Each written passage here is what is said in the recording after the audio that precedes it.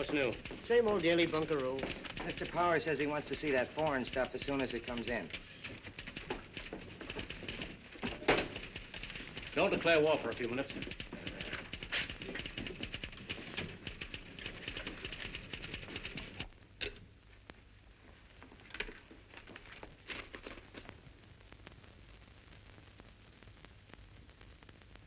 According to a high official, it is believed... foreign correspondent. I could get more news out of Europe looking in a crystal ball.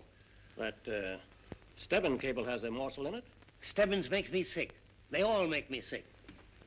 Europe about to blow up, and all I can get out of my foreign staff is a daily guessing game. I want some facts, Mr. Bradley. For instance? Any kind of facts. There must be something going on in Europe beside a nervous breakdown. Why not try sending me over, Mr. Powers? You've written a book on economics or something. The Twilight of Feudalism? Yes, it was very well received. Not by me. I don't want any more economists, sages, or oracles bombinating over our cables. I want a reporter. Somebody who doesn't know the difference between a Nizam and a kangaroo. A good, honest crime reporter. That's what the globe needs. That's what Europe needs. There's a crime hatching on that bedeviled continent. Wait a minute. I've got something that might pass for an idea. Who was that fellow that ran down the payroll robbery last week? Well, you mean Johnny Jones? He beat up a policeman, didn't he? In the line of duty? Yes, there's some talk at the city desk of firing him. Beat up a policeman, eh? Sounds ideal for Europe. Send Mr. Jones up here right away. Mr. Powers wants to see you, Mr. Jones. Oh, he does, huh? You should come to his office right away. What about? I ain't in his confidence. Well, look, you tell him to save his breath. Tell him I've resigned. Well, I'm supposed to bring you there. Okay. Wait till I open this. Where's Mr. Jones? I told you to send him right up here.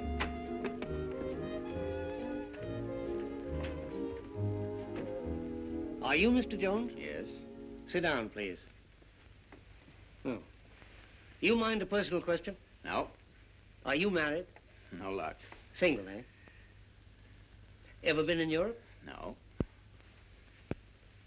What's your opinion of the present European crisis, Mr. Jones? What crisis? I'm referring to the impending war, Mr. Jones. Oh, that? Yeah. Well, to tell you the truth, Mr. Powers, I haven't given it much thought. You don't keep up with our foreign news, do you, Mr. Jones? Now, look, Mr. Powers, if you're going to fire me, you can scrap the intelligence test. It's perfectly okay with me. I can get a job on any other newspaper in town within an hour. So long. Wait a minute. Nobody fired you. Huh? How would you like to cover the biggest story in the world today? Give me an expense account and I'll cover anything. I'll give you an expense account. Okay, what's the story? Europe. Well, I'm afraid I'm not exactly equipped, sir, but I could do some reading up. No reading up. I like you just as you are, Mr. Jones. What Europe needs is a fresh, unused mind. A foreign correspondent, huh? No, reporter.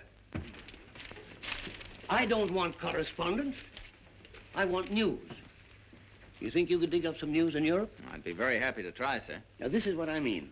Mr. Van Meer, when questioned by our oracle, Mr. Stebbins, refused to open his mouth.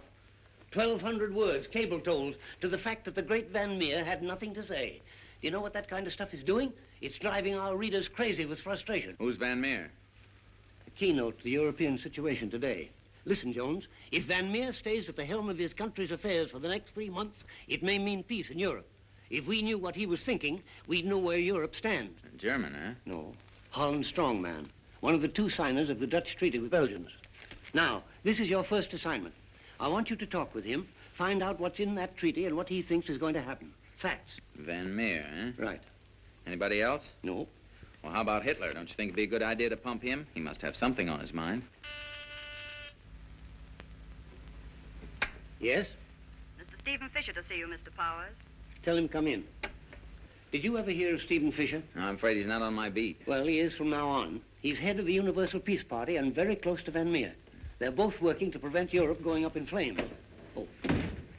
How do you do, Mr. Fisher? Nice of you to come over. Sit down. Thank you. Mr. Fisher, Mr. Jones, our new foreign correspondent. I want you to know each other. How do you do, Mr. Jones? Jones, I don't like that name. It's going to handicap you, young man. Now, wait a minute. I've got some sort of a name here. Yes, Haverstock. Huntley Haverstock.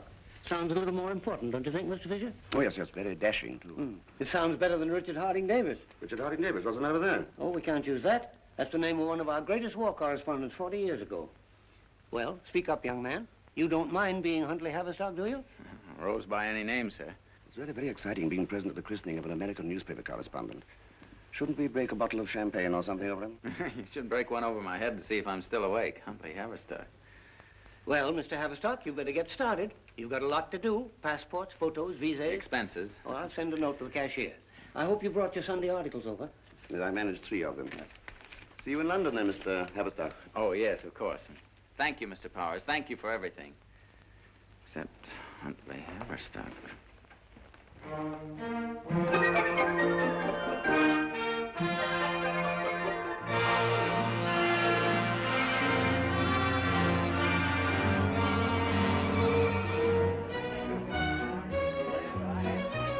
Get a load of this, Mother.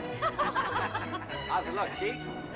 Well, don't wear it over one eye like that. It makes you look like a gangster. Oh, Mother, you always think the boys are wearing their hats over one eye. Let him wear it the way it is. He'll have to wear a stovepipe when he gets to London. They call them poppers over there. Toppers, Uncle Bureau. Well, Bobby, me boy, put that in the box for Uncle John, will you?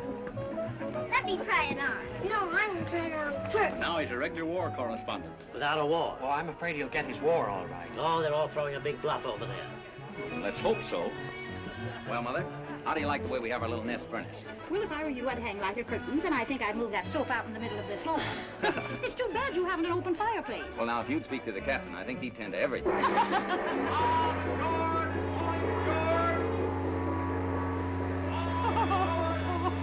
Now, Mother. Well, Belle. Bye.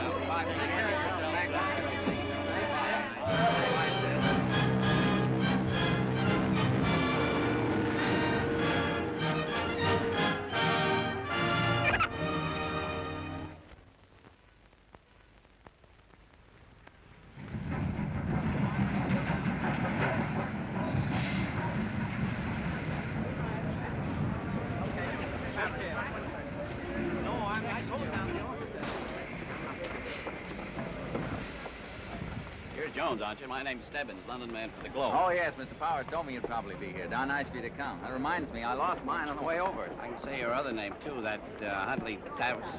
Well, could say it yesterday, but I had a rather tough session with the boys last night. So I'll stick to Jones, if you don't mind. Well, Jones is great with me. Let's get out of here. This crowd's making me nervous. I guess my nerves aren't in the pink this morning. Well, you just take it easy, Mr. Stebbins. I'll follow you right along. Porter, bring those bags, and don't bang them into my knees from behind, either. Hey, what about a drink after that long train ride? Well, that sounds like a very logical idea. Well, I may not act it, but I've been here 25 years. 25 years, London man for the Globe, and they haven't caught on to me yet. How did you manage it? All you do is cable back the government handouts and sign them, our London correspondent. Well, what's yours? I'll have a scotch and soda, please. Miss. Oh, miss. Oh, miss, please. Scotch and soda and a glass of milk. A glass of milk? Yeah, I'm on the wagon. I went to the doctor today to see about these jitters I got, and he said it was the wagon for a month or a whole new set of organs. I can't afford a whole new set of organs, so. Well, if I'd known you were on the wagon, I could have got along all right without this, but as long as it's here, good luck. Good. Yeah, this is just like any other scotch and soda. That's what I thought. Doesn't taste the way it did when I was a baby. I've got poison in it. Speaking of poison, I got some pills I gotta take. Oh, here's some cables that have been coming over from New York. They love to cable from New York. It makes them think that you're working for them. There's an invitation to that lunch for the Dutchman Van Meer tomorrow. I guess that's your dish. Oh, this is given by the Universal Peace Party. That's Fisher's organization, isn't it? I don't know. I don't follow those things very much. New York wants it, I send it. That's the secret of being a correspondent. Been doing it 25 years. 25 years, and I end up on milk.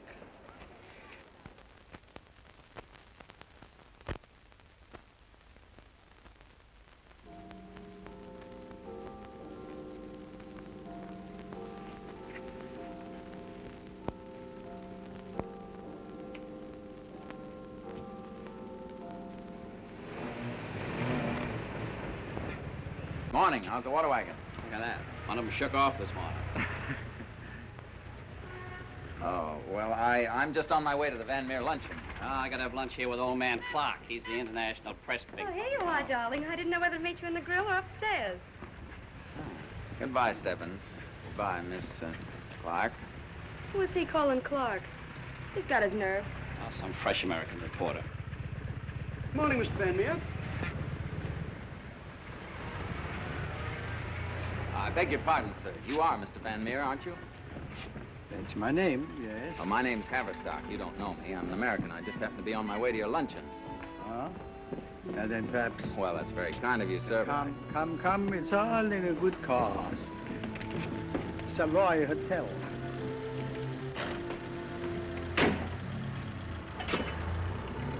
Well, this is very kind of you, Mr. Van Meer. It's a pleasure, my boy. I dislike riding alone. One thinks too much while riding alone. Yes, exactly. The Polish situation and the Dutch treaty with the Belgians must be on your mind quite a lot these days. What do you feel, Mr. Van Meer, that England will do in case the Nazis... England is so beautiful. It's nice to see London in the sunshine. Always there's lots of rain, or fog. Also, it is August. Yes, I found out it was August. That was pretty good for me. But would you mind telling me how you feel about Mr. Fisher and his peace organization? Oh, you think know they have any Mr. chance? Fisher? Oh, a very fine man. And a good man. I wish there were more like him in the world just now. Well, then I take it you don't think there's much hope for peace. I mean that you don't think that one little peace organization can make much headway against the European war panic. I would like to think so. Oh, look at those birds. No matter how big the city, there must always be parks and places for the birds to live. I was walking through the park this morning and I saw several people feeding the birds. It's a good sign at a time like this, is it not? Yes, it's a dandy sign, but I do think that right now the birds are the least of our problems. Your country, for instance, what might be its attitude toward the... Oh, we're now near the Savoy. How much? A shilling. That's right.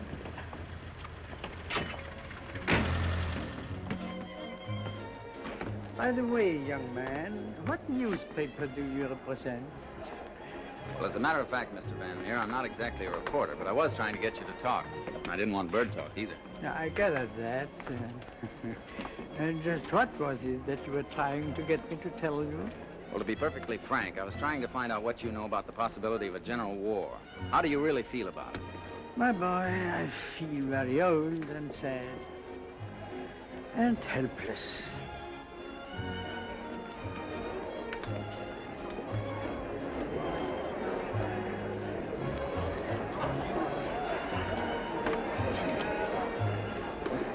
I did have one.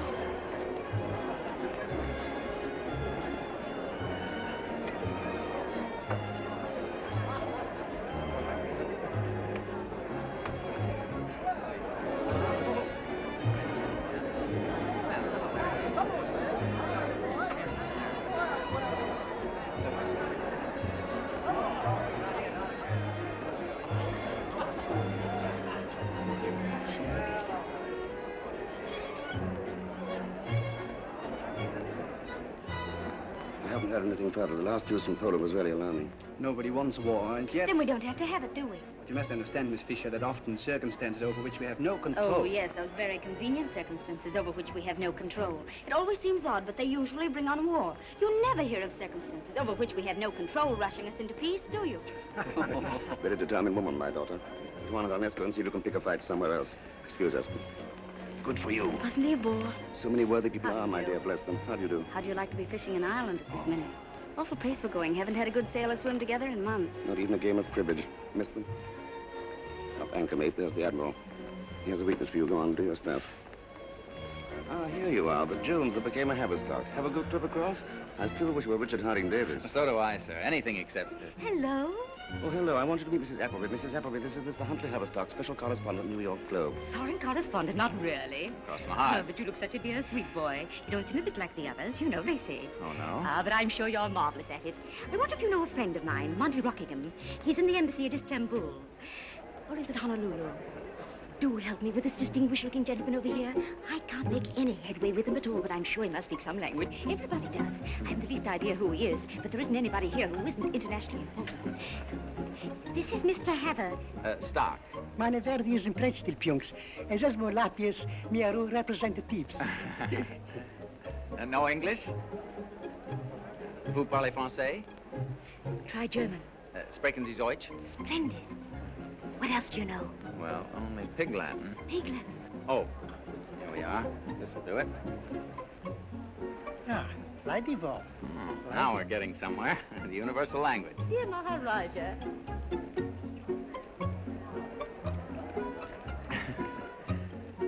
Ah, kayo Sklaya. Kayo Sklaya, President Pians. Igus asatlat skaista. Well, hell, they come in pairs. If you speak English, will you give me a hand with the laughing Latvian? What's his racket? What's he talking? Latvian? No kidding. I didn't know the Lats had a language. I thought they just rubbed noses.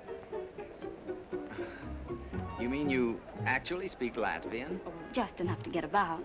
Well, what does just enough to get about consist of in Latvia?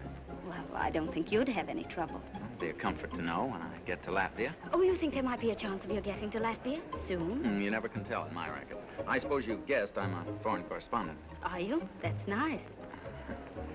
I see you're taking notes. Are you covering this affair, too? Well, I sort of work here. Oh, publicity. Well, you're just the one I'm looking for. We've got to go in a secret conference right away.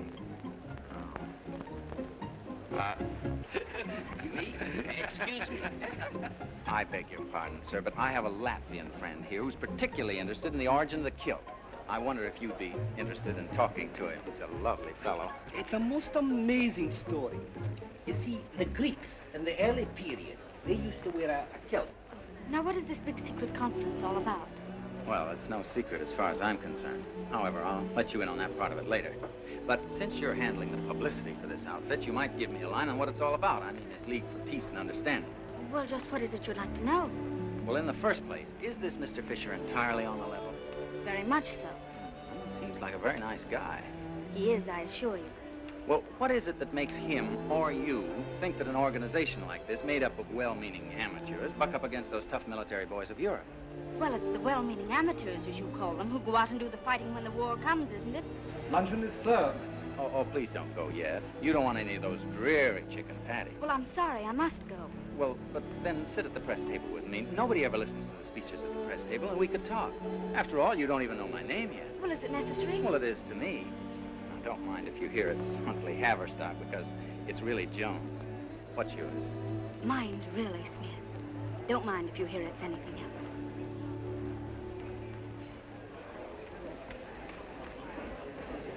Waiter. Yes, sir. Same young lady. Try again. I have taken a young lady 13 notes, sir. She won't accept any more. My lords, ladies, and gentlemen, pray silence for your chairman, Mr. Stephen Fisher. Ladies and gentlemen, I have an announcement to make which I'm sure will be a great disappointment to us all. I've just received this telegram from Mr. Van Meer, who was to have been our guest of honor today. Deeply regret called away suddenly owing to unforeseen circumstances, and I will be unable to attend your meeting as planned. I am with you and your work with all my heart. I could not have said more had I been there. Although this removes one of our star attractions at the luncheon, we may as a result have more time to tell you from the inside just what this party has stood for and why we've asked you here today. And I can think of no one more competent to do this than the speaker I'm about to introduce. I trust you will not think this is a family affair when I say that I refer to my daughter, Miss Carol Fisher.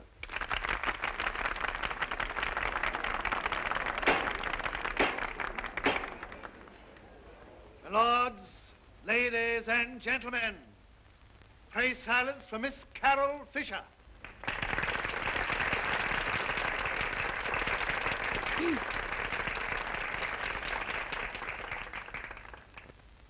Ladies and gentlemen, I trust that even making allowances for a father's exuberance, you do not think that I'm in any way being put forward today as a substitute for Mr. Van Meer. Unhappily for us, no one can take Mr. Van Meer's place. What I can do, possibly, is to clear up a few misapprehensions that seem to have crept into the public discussion of this movement and revise some of the epithets that have been applied to us by some who have not gone as deeply into the matter as they might. For example, The male of the speeches is I've heard deadlier us than the referred male. to as a group of well-meaning amateurs. Now, I'm sure there's some of you here today who think of us as such. And I should like to ask anyone who has called us well-meaning amateurs to stand up by his chair and tell me just why a well-meaning amateur is any less reliable than a well-meaning professional at a moment like this. But I'll not take the time. I think the world has been run long enough by the well-meaning professional. We might give the amateurs a chance now. But what I really want to do is to give you a very brief idea of just how far-reaching our amateur plans are. Use your notes. And just why we ask for your support, professional or amateur. What I mean to say is that however much one may... I mean, we should both of us,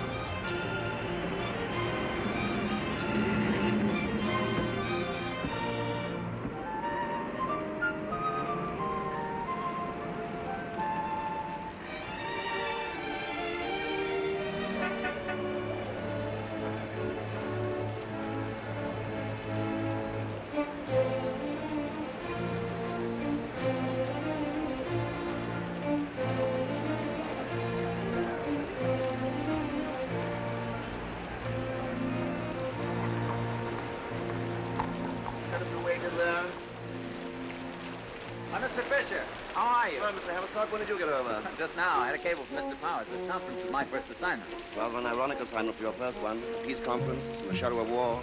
You mean it's really coming? Today and tomorrow will tell. There's still hope for us. I'm going back to London today. Leaving for London?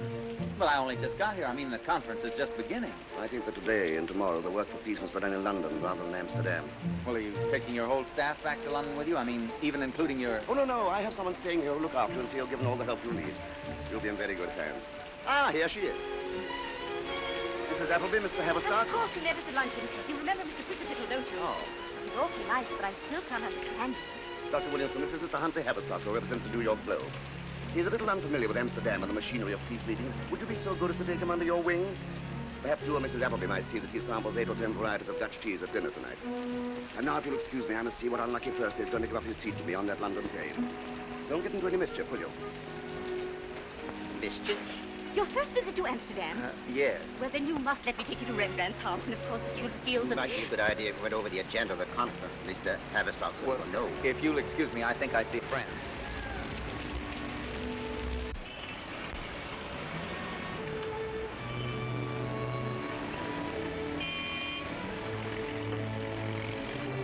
Mr. Van Meer, how are you? We somehow seemed to lose each other the day before yesterday. I'm so sorry you were called away. Well, don't you remember me? We shared the same cab together on the way to the luncheon. Excuse me. May I have your picture, Mr. Van Meer? Thank you.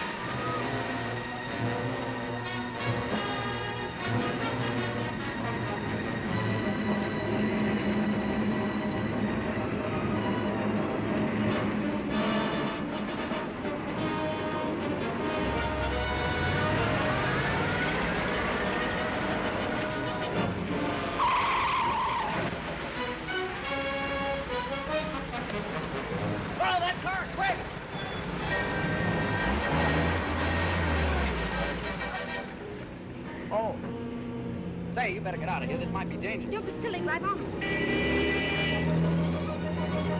Trouble, who's he shot? Van Meer, assassinated. Dead? Looked like it. Yeah, sure. Couldn't be much worse from his point of view. I say, girl, do you mind shoving your knees out of the way?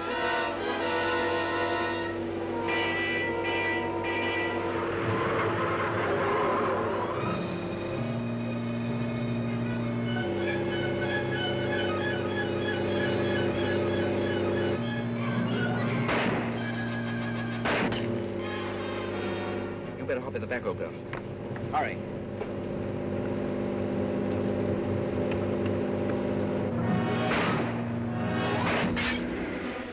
Safety glass. I wonder who's making it. Good chauffeur you got, Miss Fisher. Yes, isn't he? You two know each other? Oh, I forgot. This is Scott Folliott. Newspaper man, same as you. London correspondent. Mr. Haverstock, Mr. Folliott. With a double F. How do you do? How do you do? I don't get the double F. At the beginning, old boy, and they're both small F's. It can't be at the beginning. One of my ancestors had his head chopped off by Henry VIII, and his wife dropped the capital in a letter to commemorate the occasion. There it is. Now, you say it like a stutter? No, just straight for.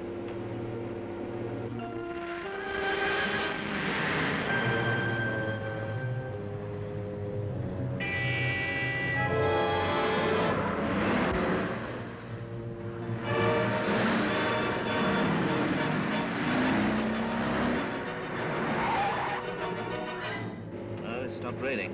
The police are coming. Out.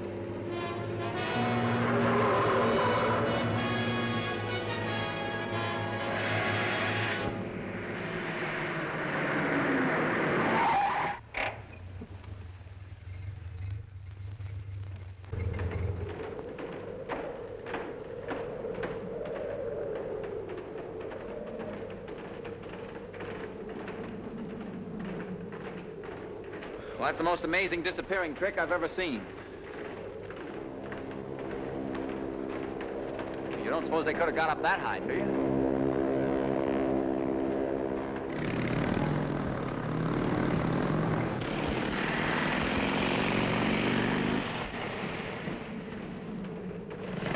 Waar is de wagen nog toegegaan?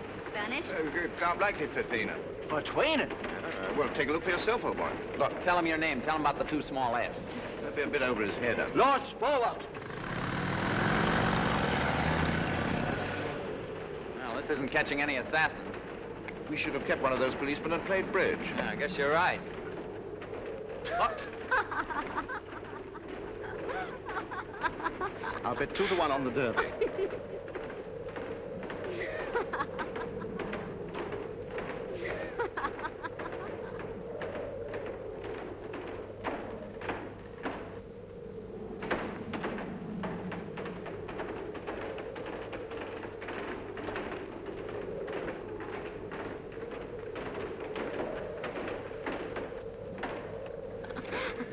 Look at those sails on that windmill. You'll get used to those when you've been in Holland longer. Oh, I could have sworn they were going against the wind just now. Why don't you lie down on the wet grass and cool off, old boy? I'll cool off in due time, but first I want you to do me a favor. I want you to get the police back here. The police again? We don't want the police. I've decided not to prosecute. No, Scott, listen. You'll get the police, because our man's in there. In where? In that mill. Well, what makes you think so? Look, a lot of things can happen while I'm explaining. Will you please take my word for it and get the police? I'd go myself if I spoke the language. Well, what'll you do? I'm going to do a little bit of snooping. I hate to seem executive, but this is serious. Come on, Scott. All right, you shall have your police.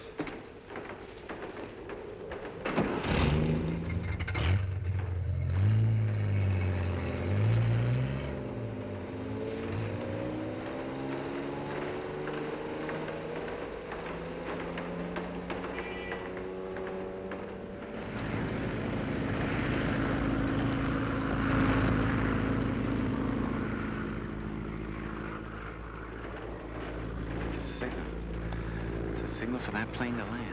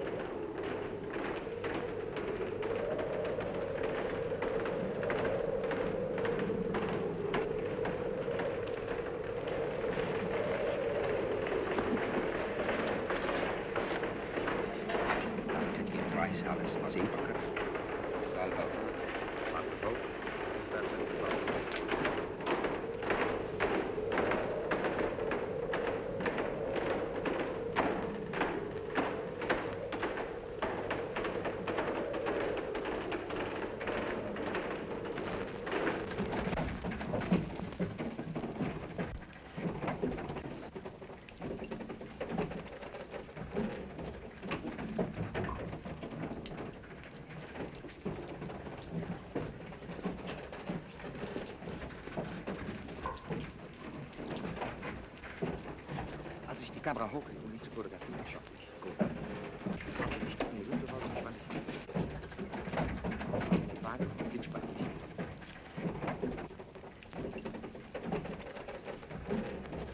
Waar is het nou zo ongeveer?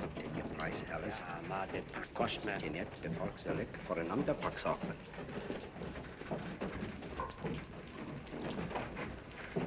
Ik dacht dat je prijs, Alice, was inbegrepen.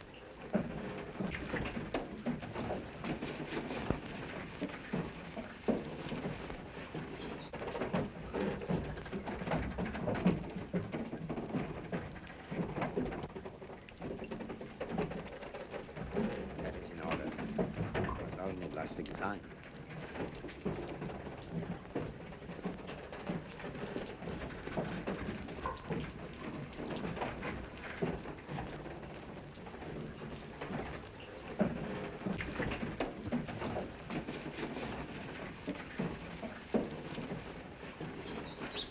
Bonjour.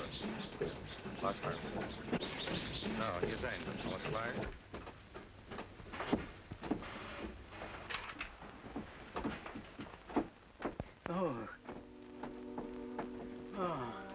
Come in and close the door, mister. Oh, Mr. Van Leer, it isn't possible. I've just been given a drug. Drug of some sort. But I saw you shot just now outside the conference hall. I saw it. They gave it to me when they moved me from... it's beginning now. But the man I saw shot was a dead image. The man you saw shot, that wasn't me. He was a substitute that looked like me. But why? What? They want the world to think that I've been assassinated. Yes. To conceal the fact that I have their hands. Their hands? Who are they? I can't explain. I'm not certain. Oh, this drug, I can hardly think.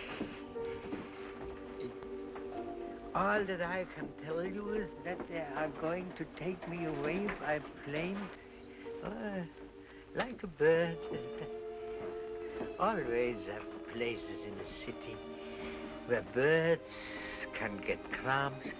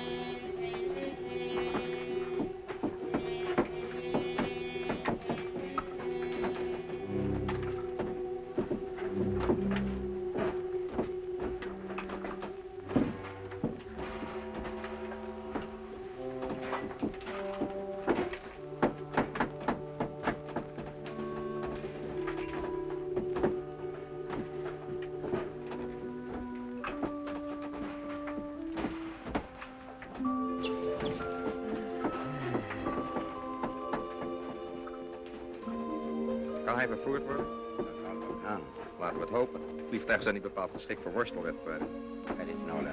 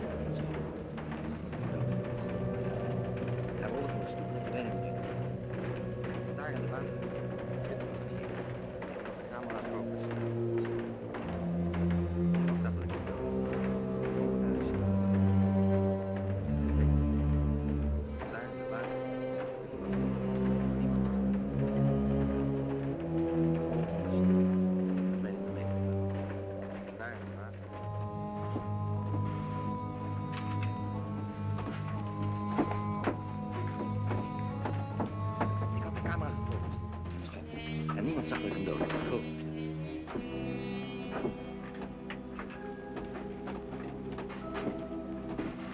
Hij rolde van de stoep en ik verdween in de menigte.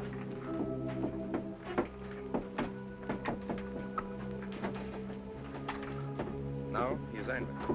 Alles klaar? Dat is waar. Vandaar in de wagen en Frits wacht me hier.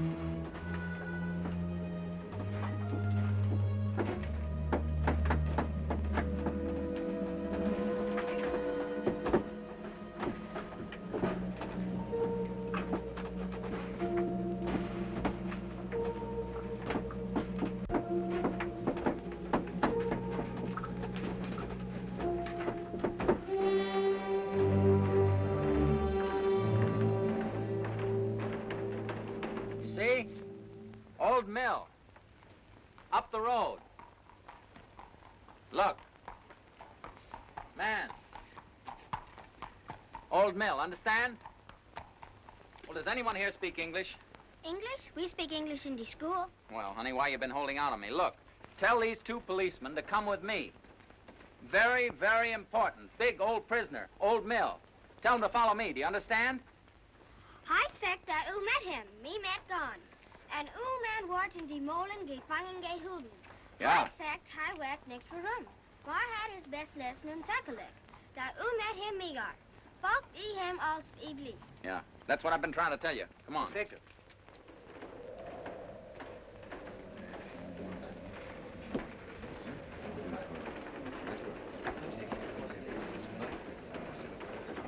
Kan hij vervoerd worden?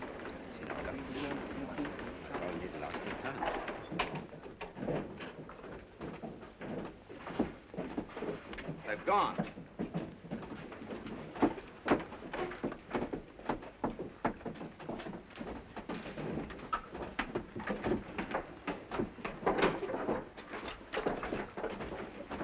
They've killed him.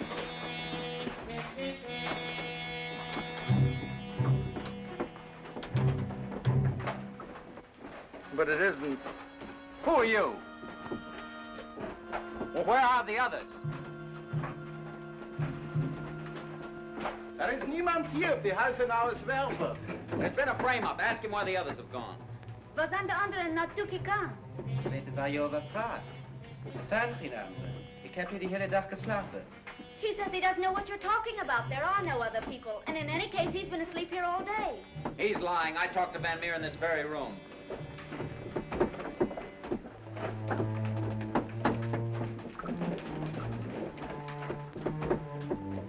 Well, there's one thing I can show you. The assassin's car, the one we followed. De mannen is wel eens in de schuur. Oh, laten we gaan.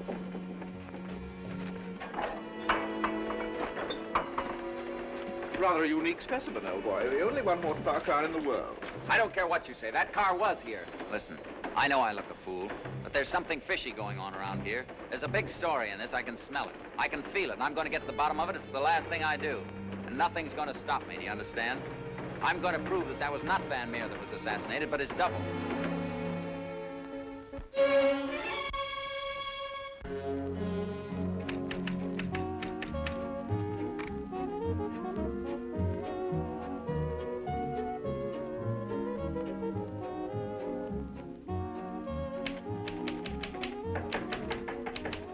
Who is it?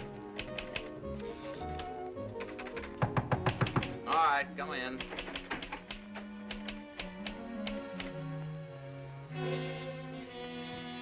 Mr. Haverstock?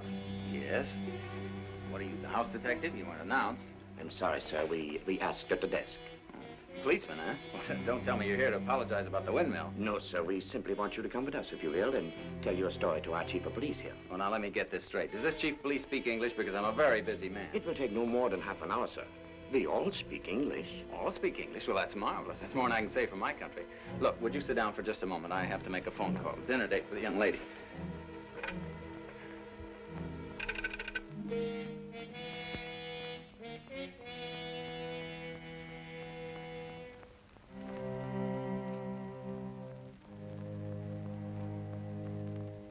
The exchange doesn't answer.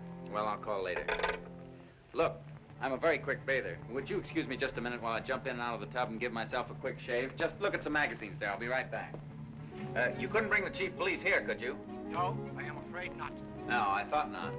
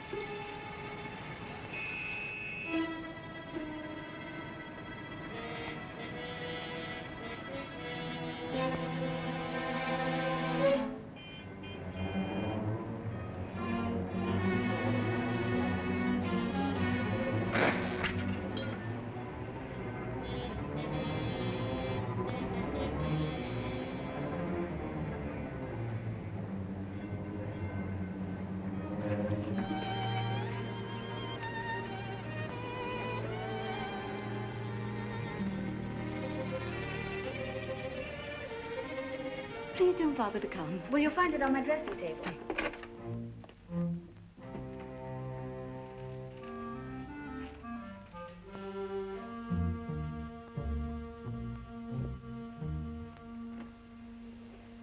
Oh!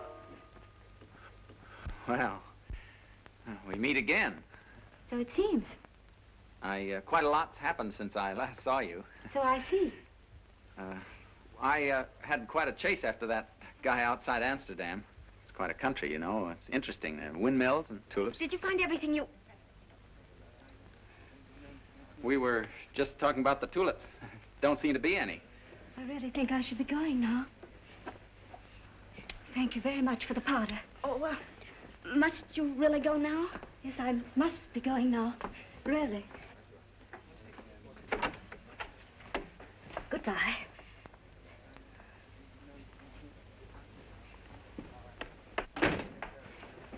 Well, you've made quite a day of it, haven't you?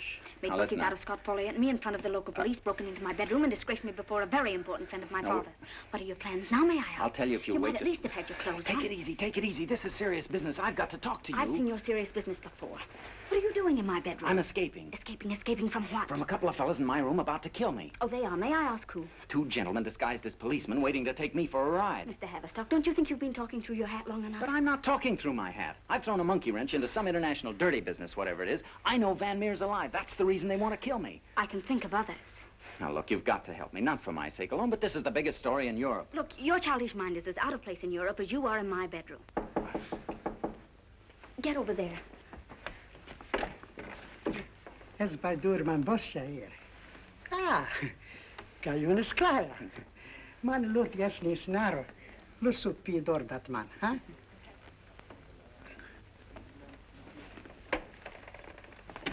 You see what you're doing, don't you? All this is going straight back to London and will become and gossip by tomorrow. I don't care for myself, but my father's engaged in a great work. He's trying to help avert a war, a dreadful war, and this is just the sort of thing to discredit him. I know you care nothing about our work. All you're interested in is having fun with windmills and hotel bathrooms. I take it you don't believe I'm in trouble. You'll be in plenty of trouble if you don't get out of here. Now, for the last time, please go.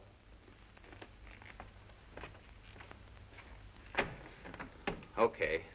But I want you to know exactly what's going to happen when I do go. I'll go back to my room and get dressed. I'll try and shake those two fellas off, but I won't succeed. They'll stick to me like a couple of tattoo marks until they get me. They'll stop at nothing. I seem to know too much, and they're right. I don't know the ins and outs of your crackpot peace movement, and I don't know what's wrong with Europe, but I do know a story when I see one, and I'll keep after it until either I get it or it gets me. Sorry you have those derogatory opinions of me, but I guess that can't be helped. Well, so long. It's been nice knowing you. I said goodbye.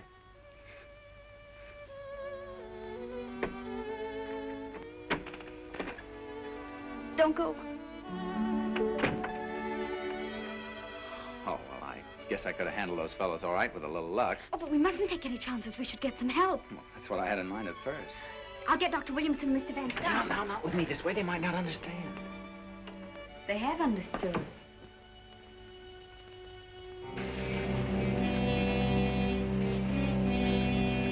We could catch the night, go back to England and see Father if you could only get out. I could only get out. That's the hitch, all right. Say, what's that friend of yours name? That FF something? Folliot.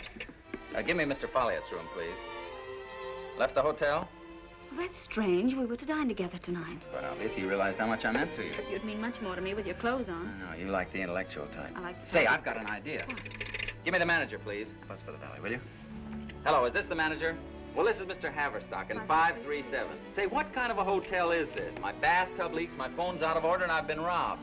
Well, will you send somebody up right away? Thank you. Operator, send a waiter up to 537. That's right, and ask the chambermaid to bring up some clean sheets. I've set mine on fire. And I'd like my windows cleaned, a window cleaner right away. And ask Boots to come up and get my shoes, too, will you? And hurry it up. That's a good girl. Clutter up that room nicely for those two guys. Yes, sir. It's the valet. Come in. Do you speak English? Yes, sir. Well, look, go to my room 537.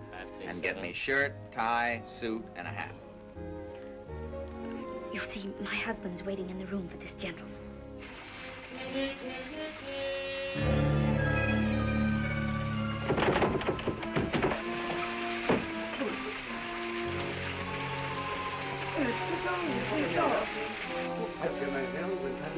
Wie geht's denn? Was machen Sie denn hier? Wie kommst du denn hier? Ja, wer hat denn das denn? Was ist da los hier? Wie kommt Sie denn da? Der hat doch den Wasser gekommen da rein. Das geht's doch nicht. Da haben Sie denn was gefunden? Warum haben Sie nicht die Leute da? Geht's doch da weg sollen? Da werden Sie sich aus hier oder so. Haben Sie denn was damit zu tun? Nicht, ne? Absolut nicht. Das verstehe ich aber doch nicht. Geht ihr doch gar nicht. Hallo.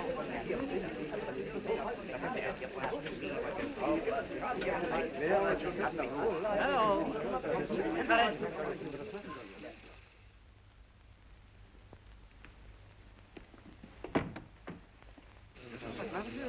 Wie kommen Sie denn ab hier an der Man was going? Wir hatten das gehört hier.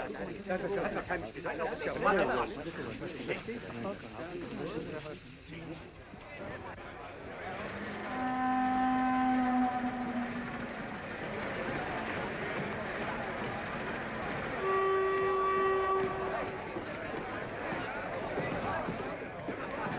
No sign of them yet. Come on, let's hide ourselves in the cabin.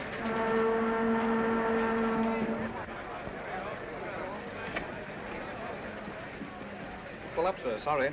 Not even a small cabin? Not a thing. You see how it is, sir? Everybody in a hurry to get home. I see. Well, I have a rather rare banknote here which you might be interested in as a memento. That is, if you collect rare banknotes at all. It's no use, sir. I'd do it if I could, but there just isn't a place left. Once aboard an English ship, you come up against such an air of incorruptibility. As a matter of fact, sir, I just had a cabin returned. Can I have your name, sir? Oh. But one cabin isn't going to do us much good, is it? We just Oh, can't. well, I fully intended to sleep in the lounge. I hope you didn't think that I... No, of course not. It's very kind of you. Fine. I'll take it. I'm sorry, sir. I'm afraid it's too late now. You seem to have some doubt about taking it, so I have to let that gentleman have it. Oh, that's too bad. It's such a rare 5-pound note, too. You see, the watermark's upside down. I think you'd have loved it. Well, perhaps next time.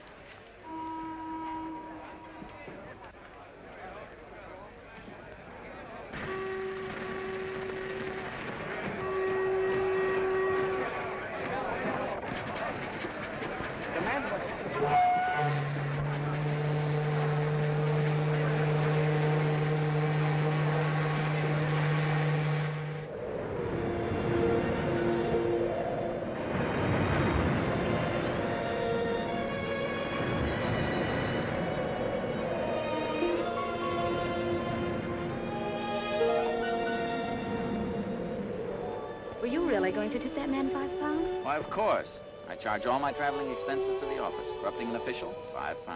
You're just a wee bit unscrupulous, aren't you? Not scrupulous. Just in love. It's the same thing, I suppose. I beg your pardon. I beg yours. You see, I love you and I want to marry you. I love you and I want to marry you. Well, that cuts our love scene down quite a bit, doesn't it? Do you mind? Not at all. It's made a new man of me. Well, I hope not entirely new. It took me some time to get used to the first man you were. To be perfectly frank with you, I expected a little more argument. And I'm really left with quite a few things I wanted very much to say. Well, save them until after we're married. I imagine they'll sound much better then. Oh, I'd saved some things to say then, too. Oh, you were really quite sure of yourself, weren't you? It's a funny thing, but I didn't think I had a chance. A guy's got a right to dream, though, hasn't he? Evidently. Do you think your father will understand? I think the father will be delighted, frankly.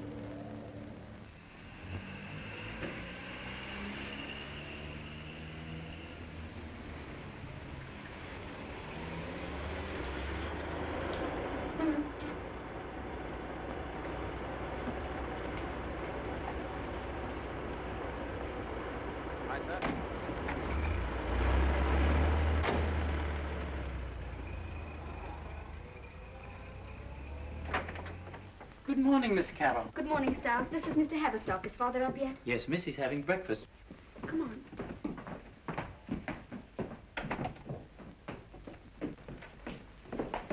Hello, Father. Well, Carol, what on earth are you doing in London? Well, Mr. Haverstock brought me back on the boat. Nothing wrong, is there? You're not ill or anything. You look perfectly healthy. No, I'm fine. It's Mr. Haverstock. I hope you don't mind my barging in like this. On the contrary, I'm delighted to see you. You cover a lot of territory, don't you? You didn't even send me a wire. Just for that, I hope your trip was perfectly uncomfortable. Oh, it wasn't so bad. The boat was terribly crowded. We couldn't get any cabins, but we managed to sleep on the deck. Well, Monsieur Krug, how nice to see you again. But you haven't met Mr. Haverstock, Monsieur Krug. Monsieur Krug is a member of the Bruneian embassy staff here. Sit down, Mr. Haverstock. Have a spot of breakfast. I know I should tidy up, but I'm simply starved. So you were in Amsterdam yesterday, Mr. Haverstock? Poor Van Meer. I count his death a heavy personal loss. Of all people, why Van Meer? You can't ask why of an assassin. There's no logic in killing. We can't spare such men in a world like ours. Did you by any chance meet him, Mr. Haverstock? Not formally, but I saw him die. Horrible. As a matter of fact, I chased the man that shot him and almost caught him. Mr. Haverstock is a newspaper man, Monsieur Krug. That would have been quite a coup, bringing in your first story wrapped around an assassin. I think I shall have to be getting along now, Mr. Fisher. Shall we settle on the wording for the peace petition now or leave it till later? We may as well clear it up straight away in the study. You'll excuse us? Father, could I speak to you for a moment? It's terribly important. Yes, of course, dear. This won't take a moment, though. Meanwhile, see if you can't interest Mr. Haverstock in some eggs and bacon. Mr. Fisher, what's that man doing here? Why, it's Monsieur Krug. Van Meer isn't dead. I just read. That was his double that was shot. Van Meer himself was kidnapped. I talked to him in a mill outside Amsterdam. Well, what has Monsieur Krug to do with it? Remember my description of the man in the mill? You mean the sweater? Of course. Oh, but that's impossible. We've known Monsieur Krug ever I since... tell you, Mr. Krug brought Van Meer here by plane last night. He's in England now. They're hiding him. Positive about this? Why, of course I am. I was as close to Krug as I am to you right now. It would be terrible if we made a mistake. On the other hand, we can't allow him to... Fisher! Leave it to me.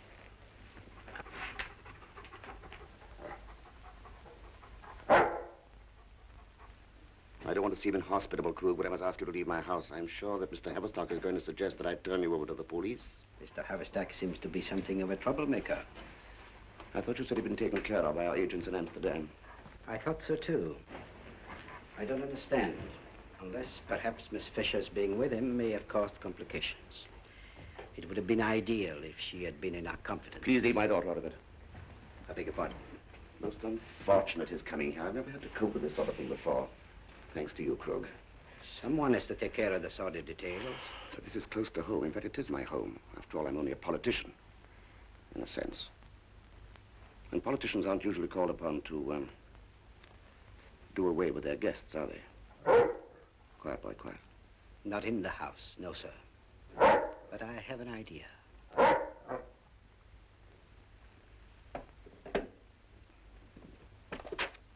Do you remember Rowley? Rowley? Oh, yes, the little man who used to work at your father's stables in Austria. Yes, I seem to recall he was present when a mutual friend of ours, accidentally fell off the high bridge at Bern. He's retired now. Lives somewhere in Clapham, here in London. If Mr. Haverstock could be induced to hire him in the capacity of a private detective. What for? Well, you should warn him that it is very dangerous for him to go about London with the knowledge that he has. Oh, yes, I see, yes. You use the English language with great delicacy, Krug. Thank you, sir. I shall look Mr. Rowley up at once and give him his instructions. But you mustn't. It would be too dangerous. What do we do now? Call Scotland Yard? I thought it best to send Monsieur Krug on his way. You let him get away? Well, listen. Well, just a minute. If what you say is true, don't you see how important it is not to rouse Krug's suspicions? Van Meer will be killed immediately. Dead or alive, it's a story. Well, Johnny, Father's right. Okay, I'll cable him what I've got, then. I wouldn't if I were you.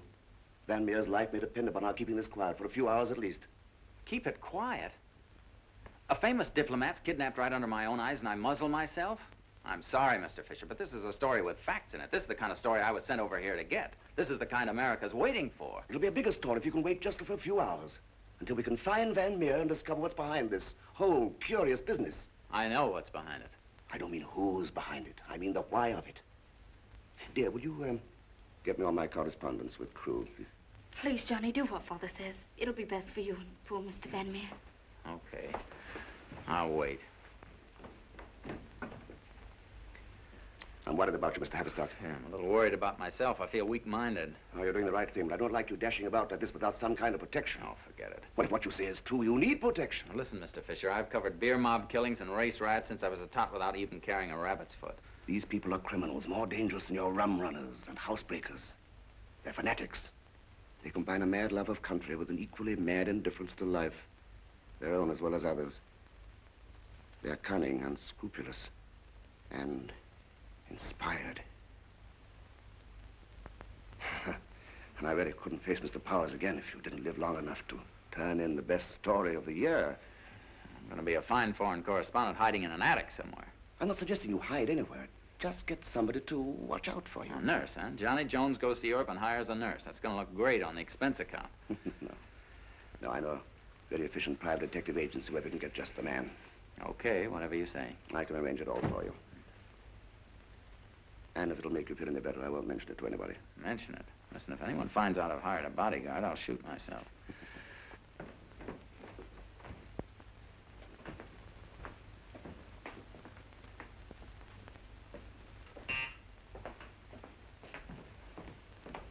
If that's Mr. Rowley, tell him to wait outside. Yes, sir. I've called for Mr. Everstock. Will you tell him Mr. Rowley is here? Yes, will you wait here, please? Thank you. Mr. Haverstock, your cab's here. Where are you going? I'm going down to the office. I've got work to do. Oh, but Johnny, you mustn't go. Look, I was sent over here at great expense as a newspaper man, not a refugee. How about lunch at the Savoy? I'll see you out. Johnny, please be careful. I'll be all right.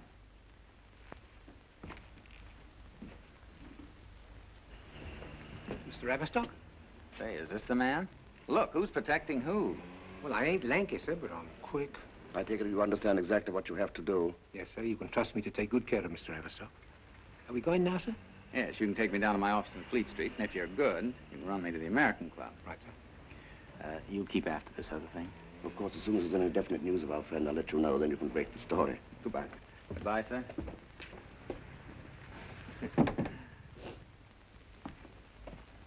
Why, Carol.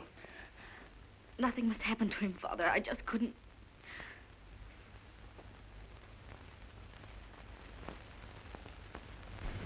How do we go, sir? Would you like me to walk a little way behind you? Or beside you, like a friend? Well, what's the custom? Well, different people has different tastes, sir. When I was with the Duke of Albatross, the Duke being a democratic sort of gent, I used to walk alongside of him, man to man like. On the other hand, I once had a lady who thought that was disrespectful. 3 paces behind, she says, and don't smoke on duty. Well, what's good enough for Duke's good enough for me. We might work it as a team. Oh, thank you, sir. Well, if we want to go to the American Club, so we better take a cab. Aye. Here, there's one. What's the trouble, sir? Is it gangsters after? Not exactly. Oh, well, we're not afraid of gangsters over here, you know, sir. Well, even our police don't carry guns. What do they do, then? Biff you over the head with a stick. A bit more healthy like, if you know what I mean.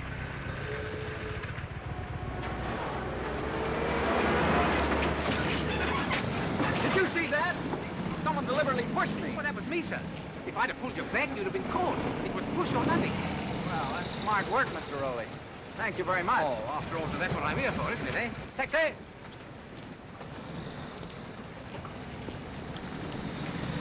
American Club. Yes, sir. Oh, sir.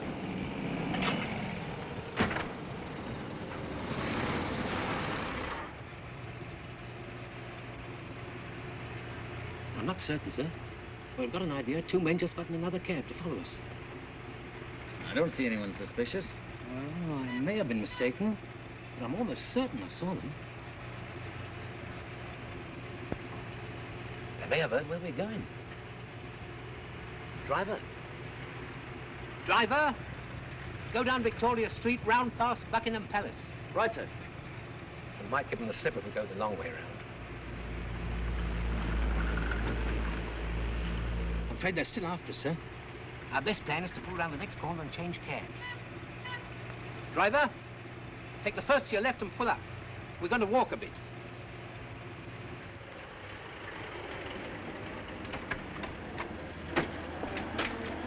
I'll do it, sir. I understand the money. It'll be quicker. Thank you, sir. I think our best plan is to slip into the cathedral for a bit. Well, let's call off this ducking out of sight and let them catch up with us and have a showdown. No, I wouldn't cause a scene, sir, if I were you. Our job is to give them the slip. All right, let's go. Nice bit of architecture, sir.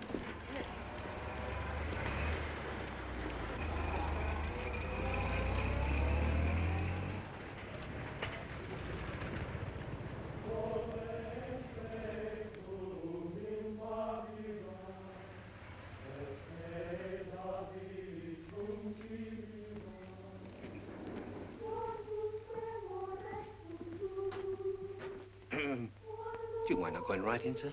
I saw by the notice it was a requiem mass. You know, a mass for the dead. That sort of thing always depresses me, praying for the dead and all that. Mind you, the dead are all right in their place, sir, but somehow the music and the candles always gives me the creeps. It does really, sir. I hate to be so fussy, sir.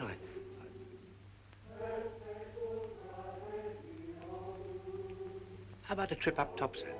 That'd really put them off the scent.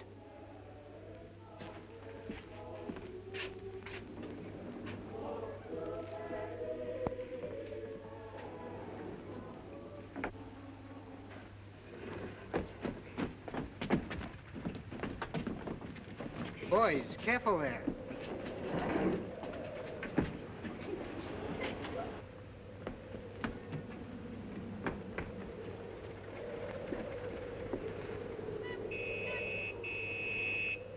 I can't see. Hey? Here. There you are, my boy. Oh! Oh, look, there it goes, there. Well, I'll have to buy you another now. Oh, love a duck. Careful, boys. You better be careful, too, sir.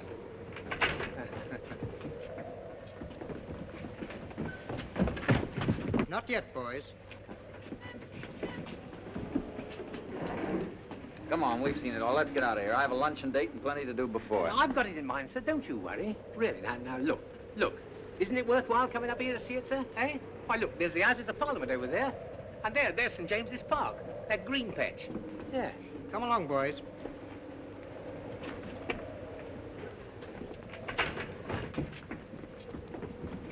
You must excuse me getting so scared when you leaned over just now, sir. I was once with a man on a bridge in Switzerland. He had a very nasty fall. Killed him. Stone dead. Always made me a bit nervous since.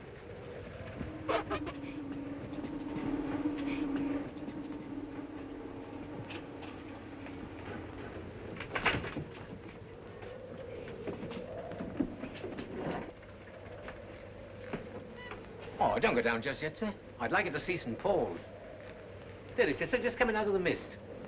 Oh, and look, there's the Horse Guards approaching Buckingham Palace. See them?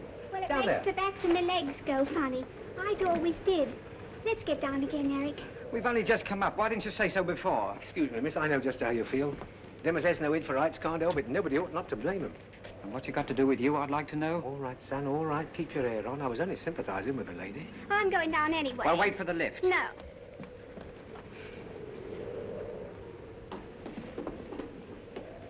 No stairs for me. I'm going to take the elevator. Oh, wait a minute, sir. You ain't seen the Horse Guards yet. Oh, you must see the Horse Guards, sir. Where? I don't see anything. Why, there they are, sir. Down the road. Just going toward the white building.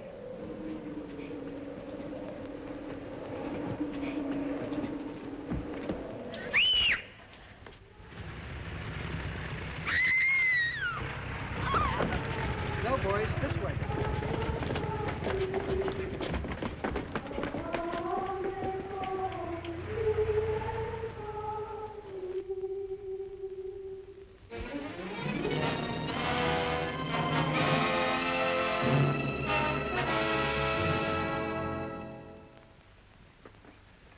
Well, there, but for the grace of God. I still don't know what instinct made me step aside when he came at me. You need a drink. I heard the lift coming up, and I turned. I saw that look in his eyes. He came toward me. In that split second, the whole thing flashed through my mind. All I could think of was Fisher. Fisher planned this. And I guess I just stepped aside, and over he went. Over he went, all right. Did you want that? No, thanks. When are you going to send the story in to our esteemed Gazette? When I get ready. Well, there goes another one of my illusions. I thought you were one of those journalists that nothing could stop. Floods, smallpox, love, the story must go on. It'll go on. No. I can understand you not wanting to drag Miss Fisher into it. But on the other hand, she's probably in it already. The moll of the gang. Why, you dirty... On second thought, I'm sure not. I'm sure she's a fine girl, upstanding, honest, and a great soul. Well, I can't send the story over on Van Meer until he's safe. We've got to find Van Meer first. Ah, there's our man now, probably. Mr. Van Meer, come in. Good morning, Stevens. How are you, Haverstock? Congratulations on your little set-to with Rowley. What do you know about Rowley? Very little, finally a dozen here. He probably even knows about Fisher. I was under Fisher a year ago. But that fellow with the high-necked sweater, Krug, he's new to me. Oh, you were onto him, too. I followed him to London. I thought you were cold on this story. Well, on the contrary, I've been doing what you might call a bit of noticing. Remember that tramp that you found asleep in the mill? Yeah. Well, he wasn't a tramp at all. Van Meer, I suppose. No, not quite, old boy. But I noticed him do a very strange thing for a tramp. He dirtied his hands with some of that nasty Dutch soil. I can't follow the workings of these masterminds. No, tell him it's ridiculous. You'd already disappeared, so I followed Krug, but ended up at the same old mousetrap. You mean Fisher? The good, kind, genial head of the peace party, Herr Fisher. Hello, Eddie. This is Plunger Stebbins. I want to place a little bet on Flibberty-Gibbet in the first race with a... What? The race is over? What do you know about that? Okay, I'll call you back later. I'd say any objection to working the rest of this thing together, Haverstock? Catch Fisher, find Van Meer, and all that sort of thing? No, it's all right with me, but I'd like to know why they kidnapped Van Meer in the first place. Yes, of course. Well, he was one of the signatories to a certain treaty. Now, the most important clause in that treaty was never written down. It was just memorized by the two people who signed the thing. I see. They're going to beat it out of him, eh? Well, they're going to try too hard enough, and I think it'd be a good idea if we put a stop to them. It contains a piece of information that would be very valuable to the enemy in the war that breaks out tomorrow, weather permitting. What? Well, why didn't somebody let me in on this? Come on, Stebbins, we got to get busy. Oh, plenty of time. Lunch first. Do you mind waiting a minute? You might be of some help. I've thought up a little plan for forcing Fisher's hand. Let's have it. Well, I think the neatest thing we could do would be to kidnap Fisher's daughter. Oh, yeah? One of Fisher's few genuine traits is his affection for Miss Fisher. Easy, Folliot. You're speaking to the young man who loves her. Well, all the better. Give you a chance to get a bit chummy, Haverstock, and keep her out of this mess. Happy at your side while we batter away at old Papa. Now, this is my little scheme. I walk in, let Fisher know in a very nice way that his daughter's in the hands of someone who means business just as he means business when he kidnaps people, and I think he'll see things our way. Nothing doing. I thought you were a newspaper man, Haverstock. Well, that doesn't include kidnapping your fiancée where I come from. It would if your country were at stake. Well, this isn't my country. Well, it's your story, and don't be so gloomy about it. As a matter of fact, she doesn't even have to know what you're doing. Just keep her amused for a few hours. Well, why not grab Fisher and have a showdown with him? That's no good. We've got nothing on Fisher, and he'd slip out of it anyway. He's been slipping out of it for years, and all we'd do would be to kill Van Meer. Hello, darling. Are you all right? What were you doing up there on the tower? Well, trying to keep out of harm's way, I thought, but, well, those assassins followed and there was a scuffle and over he went, that's all. Look, darling, they won't stop till they get you. You must leave London immediately. But listen, the one thing everybody forgets is that I'm a reporter, and there's a war. I can't run out on this war. Mustn't he, Scott? He can't stay here. Tell him how desperate these men are. He shouldn't stay here another minute. Why don't you take him somewhere? I won't go. Couldn't you think up some maiden aunt in the country or something? There's my Aunt Margaret at Harpenden. Please, Johnny, let me take you there. Well, how about it, Haverstock? You stay out of this. I'll decide for him. It's the only sensible thing to do. May I use your telephone?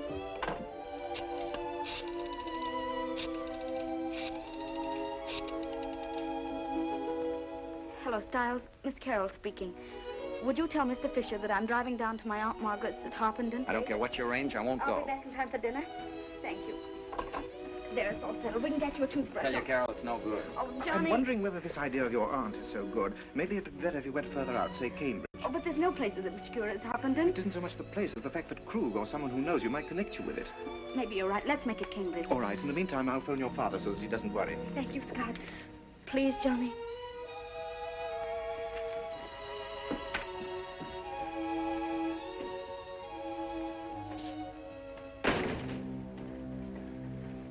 Well, that was a breaker, walking in like that and suggesting they go to the country.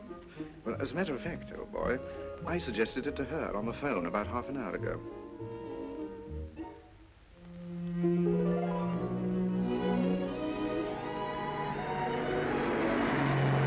Well, there hasn't been a sign of anybody for the last 30 miles. What's the matter? Nothing. Well, you might at least talk to me. Really, it's unfair of you just to sit there and pout because I've kidnapped you from your so-called duties. You've kidnapped me? Mm-hmm. Well, just remember that, will you? Please forgive me. Why, sure. Well, I don't think kidnapping's anything you get sore about when it's done by the right sort of kidnapper, do you? Not at all. Thanks.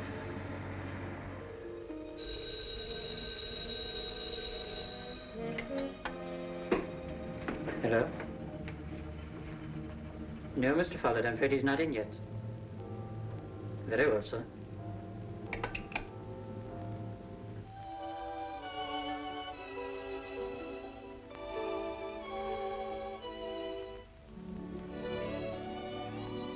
Johnny, you don't love me. You're crazy. You looked unhappy when you kissed me. Never happier in my life. Won't do. Johnny, what's happened?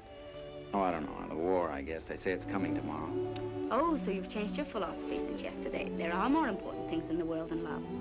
Well, I've got lots to do, important things. Carol, Gotta get started. It'll take me 3 hours to get back. I'm not going to be misunderstood. I'm so in love with you, I'm going mad. Won't do. I suppose it can't be helped. You've turned European on me overnight, Johnny. That's unfair. I'm just as big a jackass as I ever was. Bigger. You're not going back to London to dinner tonight. You can't run out on your kidnapper like that. I mean, well, you know what I mean. Look, if you run out on me now, I'm going straight back to London and let them bump me off. Be a relief at that. Well, you are moody. Am I the cause of it? If you knew how much I loved you, you'd faint.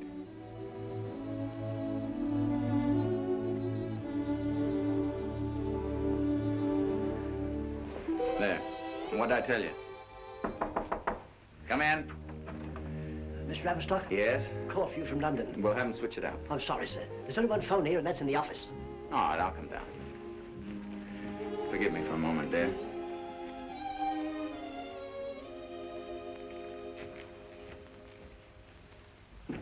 Just a moment, sir.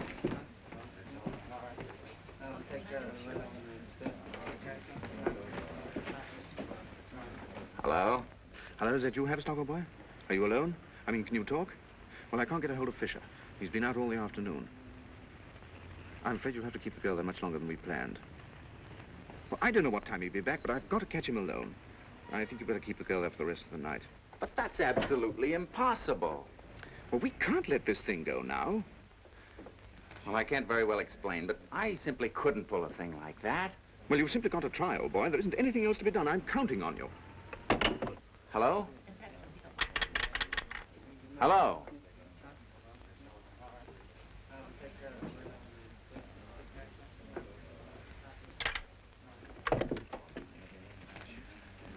Are you quite satisfied with your room, sir?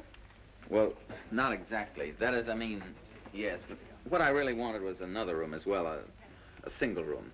Oh, Mr. Naismith. Mr. Naismith, this gentleman wants another room. Is it for the young lady, and how long will you be requiring it? Well, she'll only be here just the one night. The gentleman has number 7, sir. What about number 8? Well, it doesn't really make any difference so long as it's a good room, you know, windows and all that. I quite understand, sir. I think perhaps the room next to yours would be best. It's quite a cozy room, isn't it, Miss Pollock? Number 8? They're all very much alike to me, sir. 8'll do. Will you bring the young lady down to sign the book, please? Yes, I'll get her.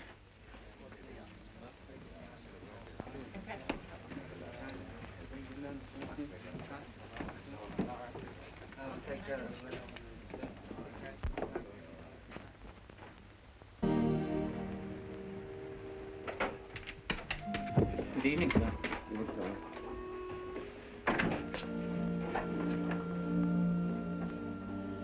Terrible thing, sir, that poor man who was here this morning. Yes, terrible stuff. My bag's all packed? Yes, sir. And Miss Carroll's, what about hers? Mrs. Stiles packed hers, too. She hopes she's put in the right thing, sir. It's been such a rush, especially with Miss Carroll not back yet. Oh, sir, Mr. Follett's here now. He's waiting in the sitting room. Another gentleman just phoned, but he wouldn't leave his name. I thought I recognized his voice as the foreign gentleman who was here to breakfast. Did he say telephone again? Yes, sir, he said it was most urgent.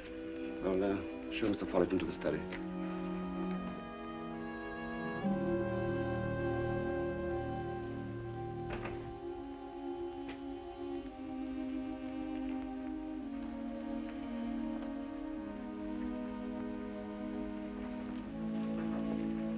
Hello, Hello, sir. Hello, Scott. Sit down. I'm afraid you've caught me at a very busy moment. I'm getting ready to go back to America tomorrow on the Clipper. Are you taking Carol with you? Yes, she doesn't know about it yet. It's been such a rush. I'm waiting for her to come in now. Well, Scott, what's your worry? Must be important by the number of times you telephone. Yes, it is rather, sir. It's about Carol. I'm afraid that, What is it? Anything happened to her? No, sir, but I don't think you're going to be able to take her to America with you. What do you mean? Why not? Oh, sir, I know it'll sound rather silly to you, but Carol has been kidnapped. A joke of some sort? No, sir. What do you mean, kidnapped? I happen to know she's with her aunt in Harpenden. I'm afraid she isn't.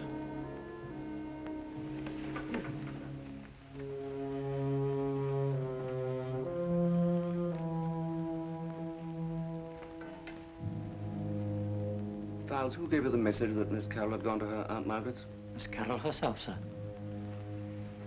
Thank you, Stiles. That's where she thought she was going.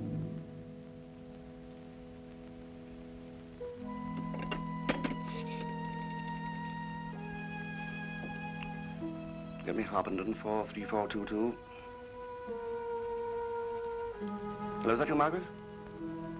Is Carol with you?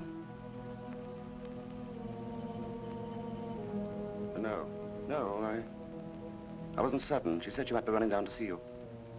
I didn't know whether to expect her back for dinner. Good night, Margaret. No, she isn't there. But what makes you say she's been kidnapped? Well, sir, I arranged it. What if this has gone far enough? Where is Carol? Carol's being held as a sort of hostage by some people who are very much in earnest. As much in earnest as you are. Don't be so cryptic, Scott. I really haven't the faintest idea what you're talking about. I want to know where you're hiding Van Meer. So that's it. You've been talking with that young American, Haverstock. He was here this morning telling us something about Van Meer still being alive. Yes, and you promised Haverstock you'd look into it, didn't you? Naturally. Rather an unusual way of looking into it, trying to have him put out of the way. Well, I realize that a life or two is a small matter the way you work. Well, the people who have got Carol can take a leaf out of your book. Where is she? What have we done with her? Where's Van Meer?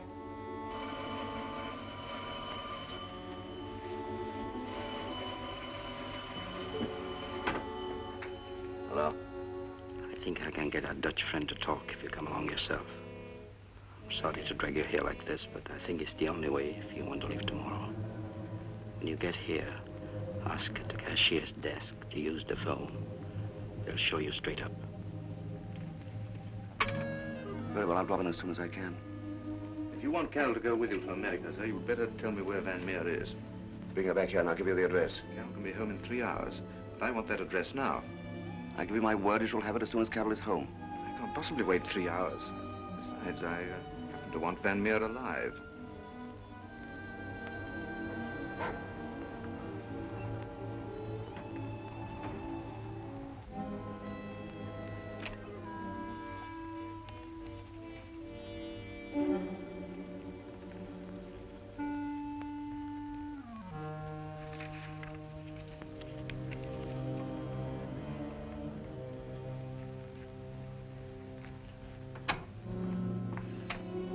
Well, Scott, I delivered him all right.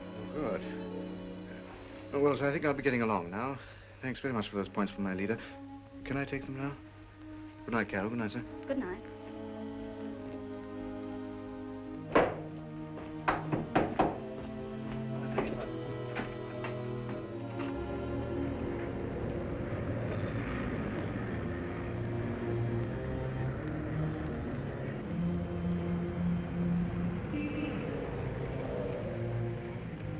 This isn't like you.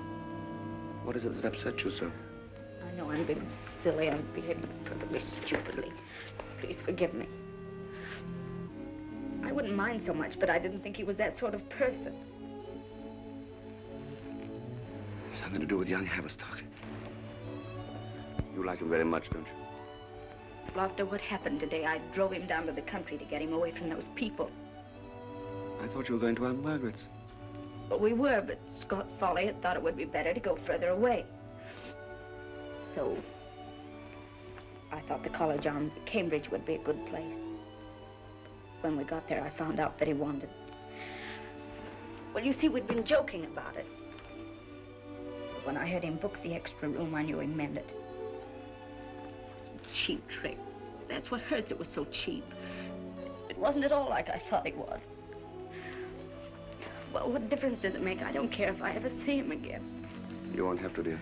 We're going back to America tomorrow by Clipper. Tomorrow? Oh, but I can't. I suppose I can, but why tomorrow? It's our last chance. War will probably be declared tomorrow. I have to get to Washington. The boats will all be crowded. We might have to wait 2 weeks for a passage. Oh, but, Father, what about Mr. Van Meer? We done all we could. I was at the Foreign Office with Ainsworth this afternoon. They're taking the whole thing over. Stiles, what is it? It's the blackout, sir. I have to draw the blinds. Oh, I forgot. All right, before you do that, order me a taxi, will you? Yes, sir. I got a couple of people I must see before we leave. I'll try not to be long. Mrs. Stiles has done your packing. I thought we might go down to Southampton by car. We can stay overnight at the Southwestern. Stiles, and my hat, please. Goodbye, Donnie. I'll be back as soon as I can. In the meantime, you and Stiles might be loading up the car so as not to lose any time. You better get something to eat. But what about you? I'm not hungry. I'll get a sandwich later.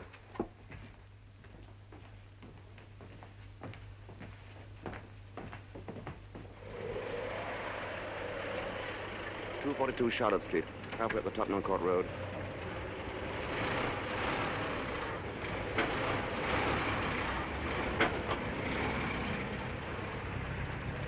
Wait here until Haverstock turns up. He's bound to come here. And as soon as he arrives, bring him along to 242 Charlotte Street off Tottenham Court Road.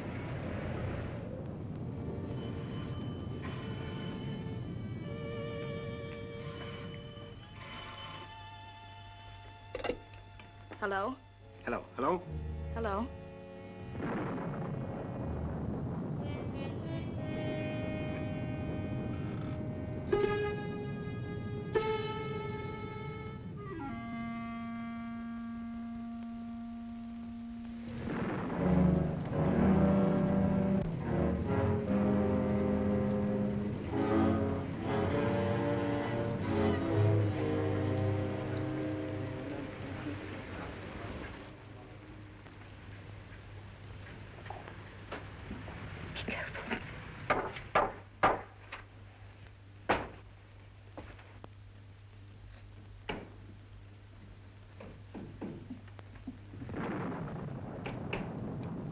Might I use your telephone?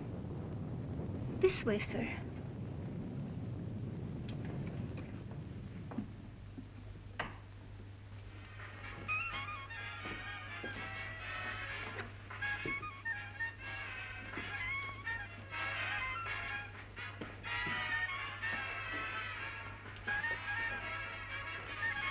Where is he?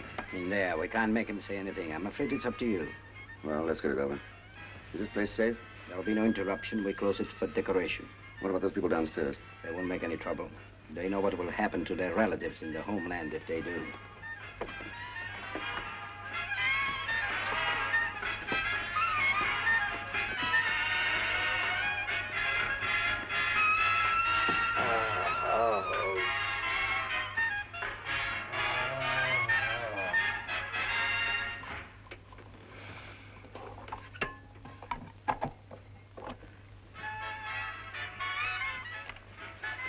Very attractive nest, I know, in the musical little Volga, but it serves its purpose.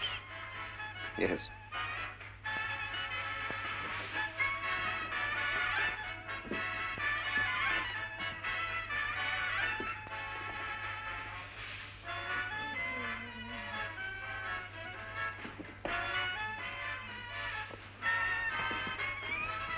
Pardon. Lost. Put your arm around him. Hold his head forward. These lights, can't you cut them down?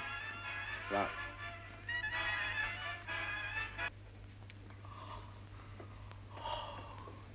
I thank you.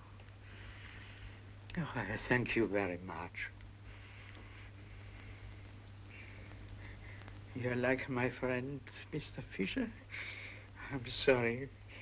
It is so dark. I cannot tell, but you are so like my friend. I am Fisher, Mr. Van Meer. I am your friend. Oh, I'm so glad. There are the police here. Oh, they mustn't get away. You mustn't let these people go. Pardon me, gentlemen. I represent the Jupiter Life Assurance. Could I interest you in a small policy?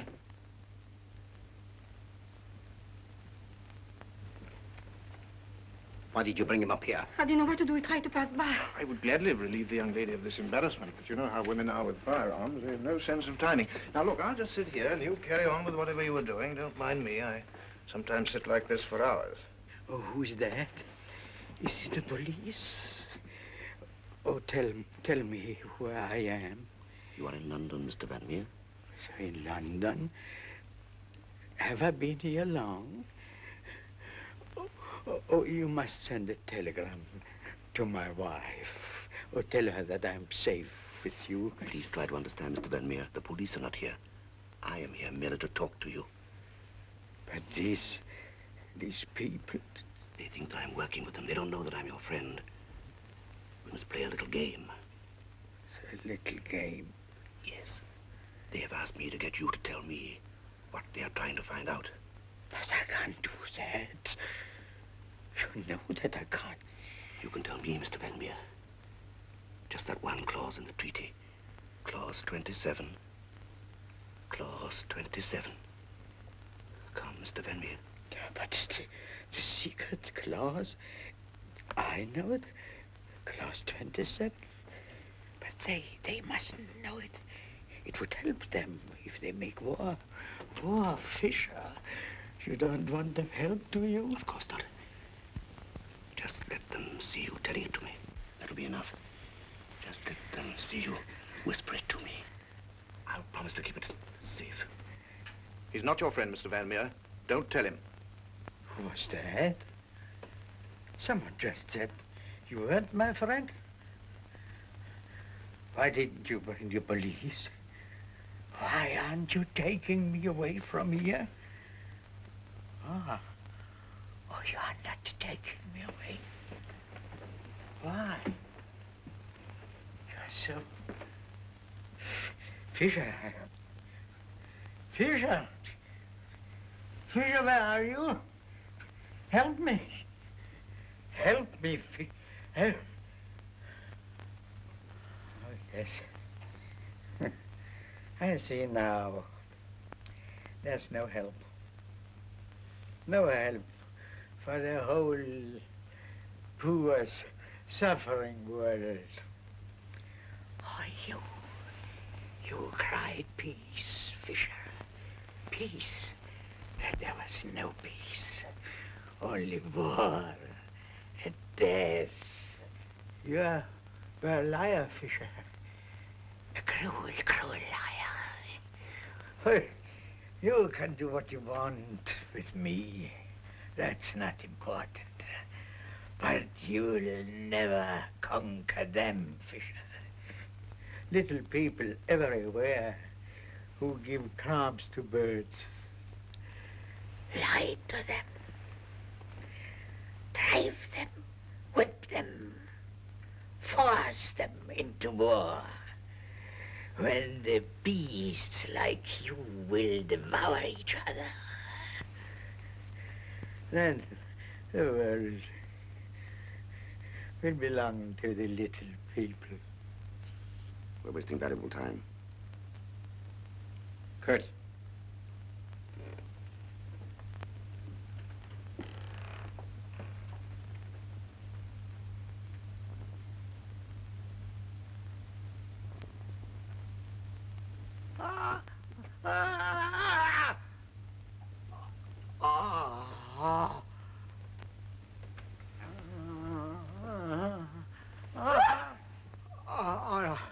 All right, I will speak. Oh, I will tell everything. Come on, Mr. Fisher. In the event of invasion by an enemy... Why, it's only a restaurant. Look! Come on! This way, sir. Down the back stairs.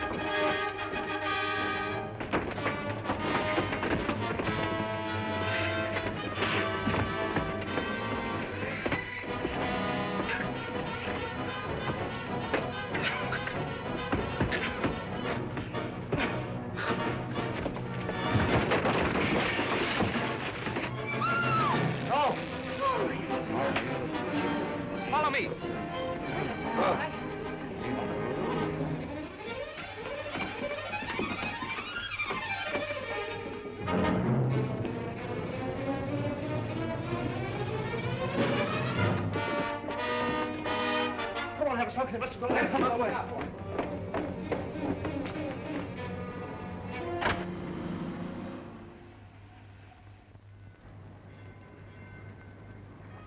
Well, all I can say is you're a blithering idiot if you don't nab Fisher before he gets on that plane. Oh, don't be a fool. How can we arrest him without any evidence? Don't be so obstinate. Isn't Van Meer himself proof enough? No, he isn't, and you ought to know it.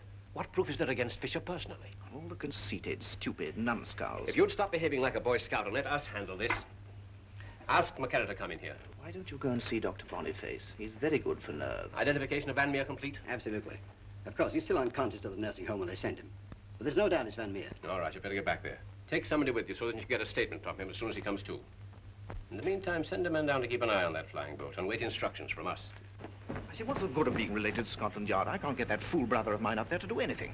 Scotland Yard can't solve my problem. Now, Scotland Yard's in it. Everybody but me. You're in it too, old boy, and you don't know it. Come on, we've got to get on that plane and keep an eye on Fisher. Now, listen, Stebbins, while we're driving down, I want you to ring up Mayfair 24574. Let me get it down. Mayfair 24574. That's my cousin Jeffrey Gwynn. He's the director of the airline. And tell him I've simply got to have 2 seats on the Clipper for America tomorrow morning. You got that? Then go to the Hilton Nursing Home and stick by Van Meer. Then phone Miss Edith Armbruster, Kensington 66255, and tell her I'm off to America. Will she dine with me next Monday instead of tomorrow, and sort of square it with her, will you, old boy? Sure, sure. And then call up Stevens at the Post and tell him that I'm off to America. Cable New York and tell them that I'm off to America. And then ring up the Curtain Dancing Academy and cancel my rumba lesson. 2 ham sandwiches on rye bread. Well, there's no use my waiting around then. I have several things. It's hard to say how soon he'll recover. It may be some hours before he can speak. Well, frankly, Inspector, I don't know much about this, but my friend's on the Clipper. I'll be in touch with the yard. Director Van Meer speaks. They'll send word to the plane. I say, did you hear the wireless? War declared. Read all about it. Special war. War declared. War. It's war with Germany. War declared. England declared war on Germany.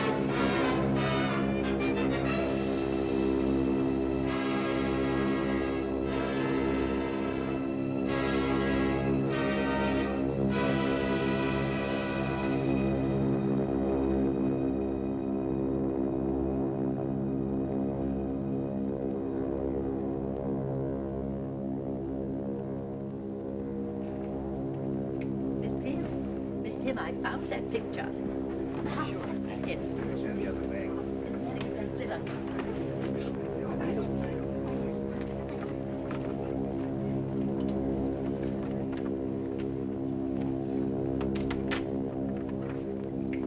Stewart, bring me one of those, will you please? Yes, sir.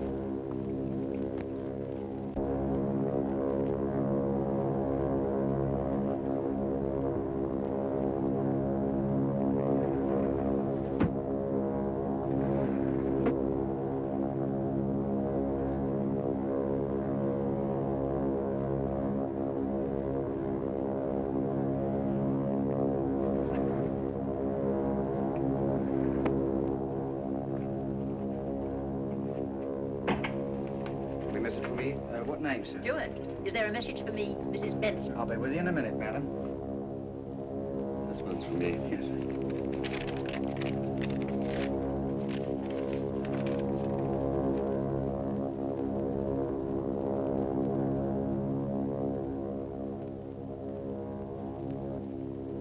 It's lovely, isn't it? Sort of makes you forget all about the war and troubles. It would be nice if we could just keep flying for a long time. Live in the clouds. Yes, it would be very nice. But it's time for me to make a landing. A forced landing. What's the matter? Anything happened? Carol, I've got to talk to you. I don't want to, but I've got to. It's the hardest part of the whole thing, talking to you now. I don't mind about the rest, really. It's about Krug and Van Meer. You guessed. Not till last night. I've just been worried. But I believed in you. You shouldn't. It's true, then, what I wouldn't believe. Yes. And to be arrested when we land. Oh. As a spy, shipped back to London. Father. That's quite all right, except just the one phase of it. You. That's why I've got to talk to you.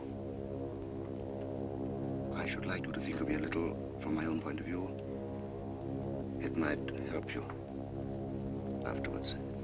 First, about yourself, my deceiving you. I had to, you know. I didn't want you involved in any part of it because you're English, half English anyway. I'm not. I'm just coated with an English accent. It's a very thin coat. I fought for my country and my heart in a very difficult way. Because sometimes it's harder to fight dishonorably than nobly in the open. And I've used my country's methods because I was born with them.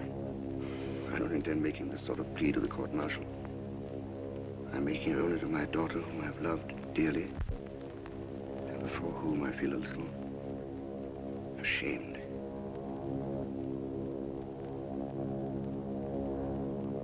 What you say to me now means much more to me than any other verdict. My dear. Stuart. This is not for me. I was mistaken.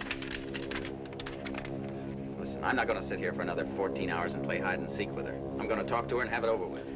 I don't see that you could do any harm now that he knows we're on the plane. All right. Not a word in front of her, do you understand? I wouldn't dream of talking. What are you going to say to her? How do I know? I'm all mixed up. I'm in love with a girl, and I'm going to help hang her father. I know I've got to say something or go crazy. Why don't you have a little brandy and make you feel better? You know it always makes me cry harder. Oh, Surprise? what are you doing here? Well, just having myself a ride. Look, Carol, I've got to speak to you alone. It's very important. Do you mind, Mr. Fisher? Folly, it's with you, isn't it? In a way, yes. And you're both after my father. You're going to have him arrested when we land, aren't you?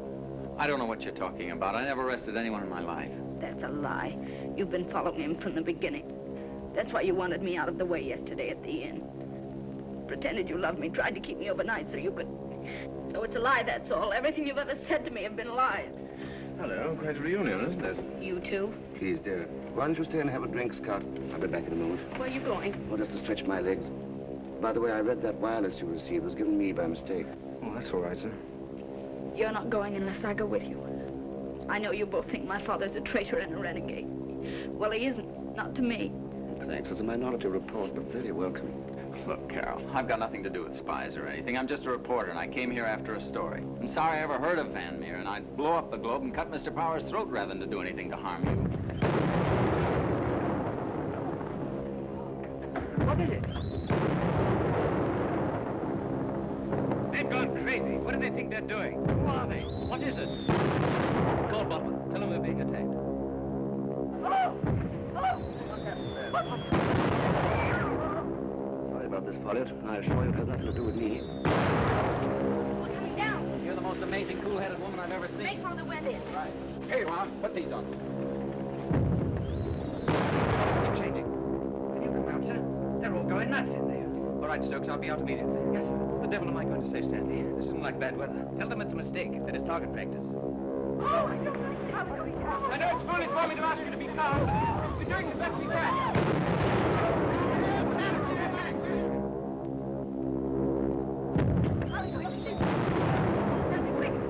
Are we all going to be drowned? I should keep away from that window, sir. Might be dangerous. Why don't you sit back? I'm not going to put this on. What are they firing at? I never heard of anything so stupid. I shall see the British consul as soon as I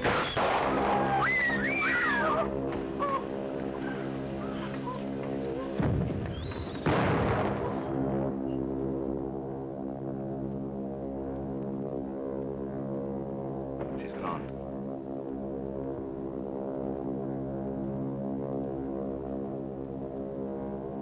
What in the name of heaven are they doing?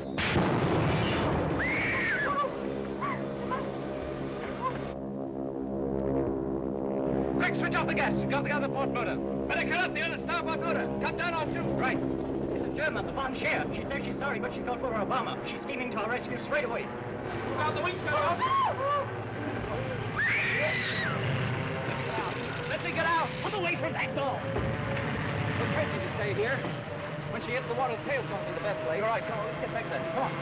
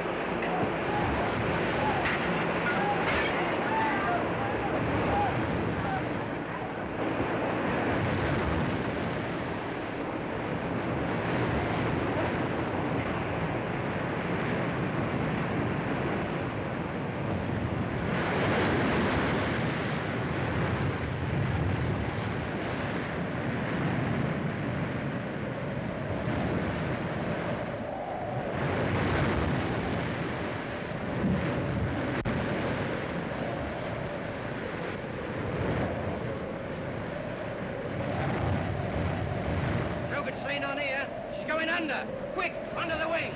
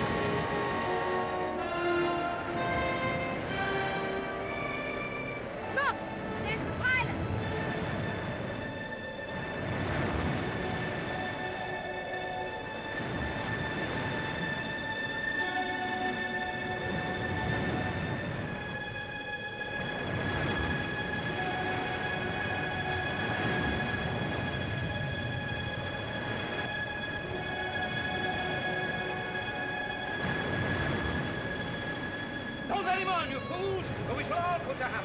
Shut your mouth. I gotta throw that swine off. No, he's right. He won't hold us. I better slip away. Let me move to the other end. That might make it lighter here.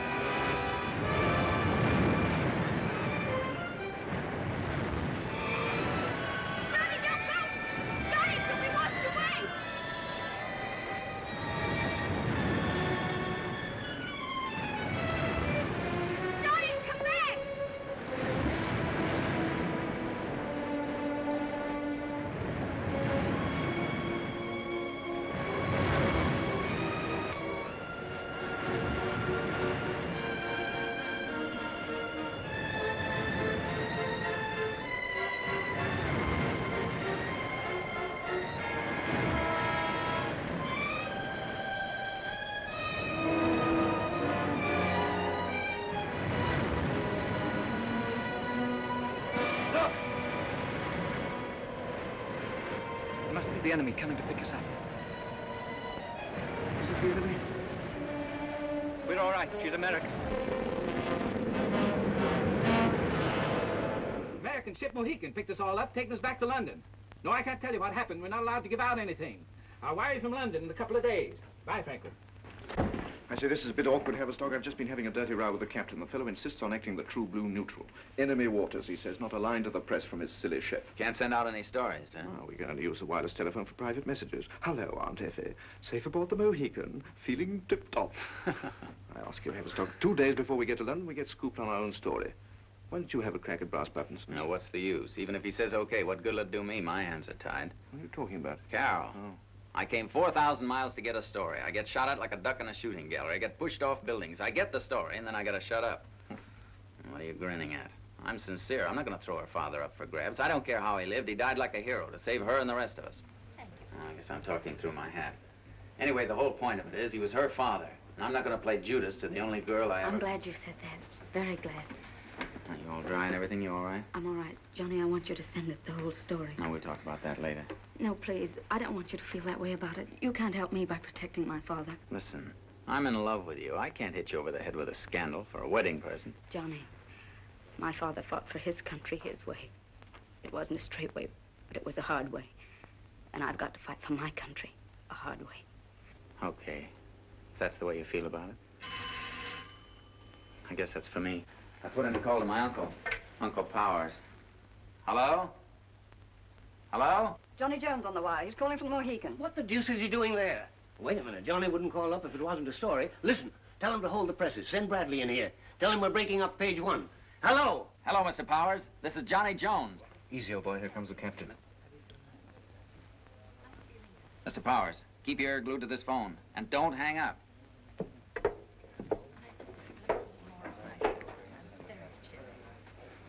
Mr. Haverstock, I want to talk with you. Yes, sir? I just found out you're a newspaper man. I guess that's right. Oh, it is, huh? Why didn't you tell me that when I questioned you? You lied to me, sir. My dear Captain, when you've been shot down in a British plane by a German destroyer 300 miles off the coast of England, latitude 45, and have been hanging onto a half-submerged wing for hours, waiting to drown with half a dozen other stricken human beings, you're liable to forget you're a newspaper man for a moment or two. Young man, you're going to have to forget it for longer than that. For as long as you're on this ship. I can't understand your attitude, sir. You performed a heroic rescue. Captain John Martin, you took us all out of the sea. You're not sending anything from this ship. That's final. You're absolutely right, Captain. We mustn't do anything to embarrass the United States government. Exactly, that's my point. Anyway, that's the story I've got. If you don't want me to print it, okay. But I think you ought to hear it first. Oh, that's only fair, Captain. You know who the head of that movement was in London? Mr. Stephen Fisher. What? You mean the man who ran the Universal Peace Party? Why, that's preposterous. Yes, the same Mr. Fisher who was drowned a few hours ago. He was using the Peace Party as a cover-up for spies and traitors. He was going to be arrested as soon as we landed and sent back to England. Those are facts. Well, I can't believe it, old boy. He was a friend of mine. The same Stephen Fisher who engineered the kidnapping of Van Meer, the Dutch diplomat. You don't expect anybody to believe that, young man. It's the truth. I refuse But to... my dear Captain, wait a minute. I think this young lady should know whether my friend is speaking the truth about Mr. Fisher. Yes, I ought to know. Mr. Fisher was my father. And I want the story printed. What's that? Oh, I guess that's my uncle. Hello. Oh, hello, Uncle. How are you? How's Aunt Sadie? Well, I'm all right, thanks. We had a little accident, but I can't tell you about it now. I'll tell you later. I'll write you. Yes, I'm going back to Europe. I was just wondering if you had any instructions for me. Yes, keep on the job. Have you got all that down? Rush it out at once.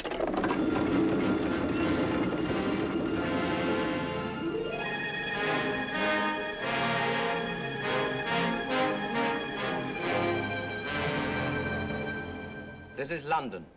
We have as a guest tonight one of the soldiers of the press, one of the little army of historians who are writing history from beside the cannon's mouth, the foreign correspondent of the New York Globe, Huntley Haverstock. Hello, America. I've been watching a part of the world being blown to pieces. A part of the world as nice as Vermont and Ohio and Virginia and California and Illinois lies ripped up and bleeding like a steer in a slaughterhouse. And I've seen things that make the history of the savages read like Pollyanna legends. I've seen women... We shall have to postpone the broadcast. No, postpone nothing. Let's go on as long as we can. Madam, we have a shelter downstairs. How about it, Carol? They're listening in America, Johnny. Okay. We'll tell them. I can't read the rest of the speech I had because the lights have gone out, so I'll just have to talk off the cuff. All that noise you hear isn't static. It's death coming to London. Yes, they're coming here now. You can hear the bombs falling on the streets and the homes. Don't tune me out. Hang on a while. This is a big story, and you're part of it. It's too late to do anything here now except stand in the dark and let them come.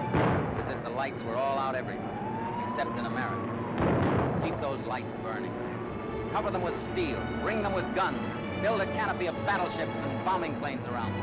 Hello, America. Hang on to your lights. They're the only lights left in the world.